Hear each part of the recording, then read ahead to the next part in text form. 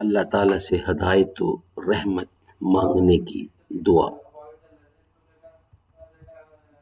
سورت آل عمران نمبر 3 اور آیت نمبر 8۔ اعوذ باللہ السمیع العلیم من الشیطان الرجیم، بسم اللہ الرحمن الرحیم۔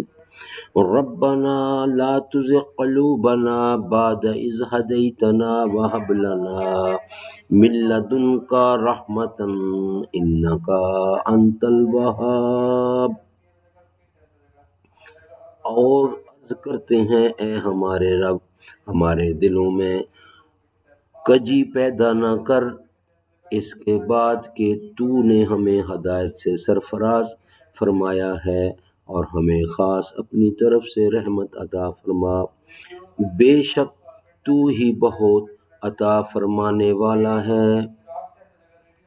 And they submit, O our Lord, let not our hearts deviate after you have honored us with guidance, and grant us mercy, especially from your presence.